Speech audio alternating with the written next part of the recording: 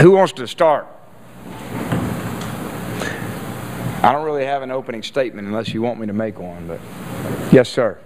Coach, can you talk about the progress Tyler made in the second half of the season and the confidence you have? Yeah, La Tech is back in the house, man, for another year. Good. Yeah, Tyler, of course, came on the second half of the season and really provided a spark for us. I think the two things that I was most impressed with him is he gets thrown into the fire as a true freshman, and he really never got rattled or affected. I mean, it says a lot about his confidence and his abilities, and he got hit a lot, and he made some mistakes, but he kept going, and that's a great quality. And then secondly, he did a phenomenal job of pushing that ball down the field and creating some explosive plays. Now, so it's a good starting point. Now, he's still in his infant stages in quarterback play. He's got a long way to go to turn into an every SEC, but I've been real impressed with his investment in getting better, and it's only going to come in time. You talked, Coach, about your transition from year 1 to year 2 and how maybe you feel different today than you did. Yeah. Well, in Knoxville, we call this year 1. It was year 0 last year, given the amount of change that we had.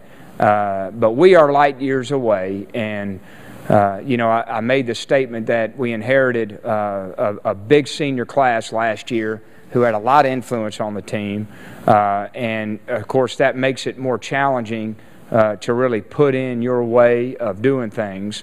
But they did a great job, and our coaches did a good job of managing that. But it allowed us to really flip the page this year and kind of redefine what it means to play for Tennessee. I think it's something that we lost in our program, understanding what the expectation is in everything that we do. And so it's been a real healthy thing in our program, and it's helped that most of our team are freshmen and sophomores. I think the number's 70%. Can you talk about your special teams and your kickers? Tell us what you think they're going to do this year. Yeah, well, we got our kickers returning, Mike Pilardi, you know, who I think he got a little action last year on kickoffs. I think he's going to be a really good field goal kicker for us.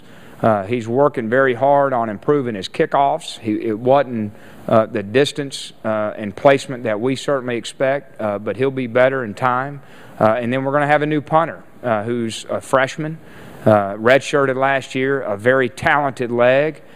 So I think with both of them, because of their youth, there's going to be growing pains, but they're the right kind of guys to coach. Can you talk about the addition of Arkansas? Yeah, well, it's not going to be easy. I've played, you know, when we were at LSU, I know what kind of environment it is to go on the road at Arkansas. It's always tough, but it's especially tough given the state of their program right now. Bobby's done a great job. They're extremely talented, and they're going to be one of the teams that's going to be contending for a conference championship. Coach, you talked last year about rebuilding the Tennessee reputation. How do you feel you are in that process? Well, I feel pretty good that we've made a ton of progress. I think our players have been, for the most part, representing the way we want them to represent. I think that how we compete on the field is a component of that, and we're going to continue to grow that. So we're never going to be perfect. We're always going to make mistakes. But I do think there's a sense of feel good about the state of our program and the direction we're headed. Bringing Jansen back. Well, he withdrew. We all know that Jansen is going through a lot, and even though he's back, he's not necessarily back. He's got a lot to do. He's on the team. He's got a lot to do for himself and a lot to do for the program, and so really the jury's still out. My thought process on most players is if they show a true, genuine willingness to work through their problems, acknowledge their problems, and have a genuine interest in solving their problems, then I just believe it's our responsibility to help support them, and that's been the case with Jansen. Coach, you talked about Jansen Jackson and lost a lot of Corey Hughes, and there's going to be some challenges on defense. That's the first part of the question. How is that going? The second part, last year, there was a lot of adversity. You know, I think you were 6-2 in games you won. We were 8-7 in post-game handshakes.